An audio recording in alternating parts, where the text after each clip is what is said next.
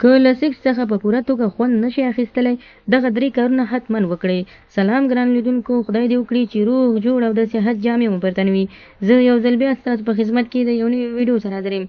هیله ده چې د پام وړ مو وګرځېږي. تر هر څه دمخه باید یادونه وکړم، که زموږ چینل مو نه وي سبسکرایب کړی نو زموږ چینل سبسکرایب کړئ او په خوا کې ورسره د ګونګړي نشان ووهئ. که له سیکس څخه سم خوند نشئ اخیستلی دغه 3 کارونه حتما وکړئ. هغه نارینه چې د خوب پر ځای کې هم له مېرمنې سره خبرې کوي، هغه نر چې د کوروالي یا وروسته له کوروالي له ښځې سره له مینې ډکې خبرې کوي، د ښځې عواطف او احساسات راپاروي، دوی ډېر بریالي دي. د ښځو ځینې حرکات د سترګو د حرکتونو یادونه او یا د کوروالي پر مهال ځینې ناخواږه حرکتونه د مننې په لپاره تر جنسي اړیکې وروسته ښه دي.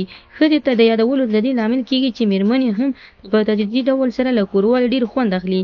یعنې هرې مېرمنې ته که چېرته تاسو خپل هغه حرکتونه یاد کړئ نو دوی د خپلو حرکتونو څخه هم د کوروالي پر وخت خوند اخیستلی شي.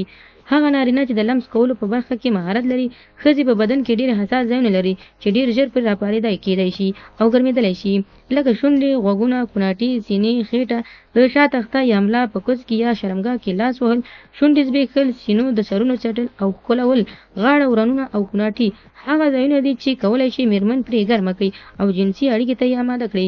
په افغانستان کې او په نورو هېوادونو کې په دې ډاډ باندې چې ډېر نارینه یو ځل پیل کړي، د دوی پیل له دومره تلوار ډک وي چې د مېرمنې د کوڅ د لمدېدا پر ځای د لاړو کار اخلي. مخکې هم موږ وویلې چې هېڅ وخت تاسو د لاړو څخه کار مه اخلئ. حال دا چې که مېرمن د تحریک شي او ښه وپارېږي لاړو ته هېڅ اړتیا نشته.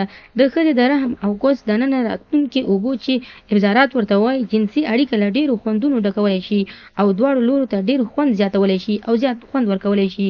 که څه هم تاسو ته موږ په مخکینی ویډیو کې هم داسې ویلو چې هېڅ وخت هم تاسو په جدۍ کې یا په وارخطایۍ کې سیکس یا کوروالی مه کوئ او هېڅ وخت د مېرمنې شرمګاه ته لاړې مه ورکوئ، ځکه که څه هم د باندې خوا نه شرمګاه لمده وي خو دننه بیا ډېره وچه کلکه وي. نو خدای دې وکړي ملګرو چې زموږ د ویډیو څخه غلط مطلب وانخلئ. زموږ ویډیو لایک کړئ، شیر کړئ او زموږ چینل هم سبسکرایب کړئ. مننه.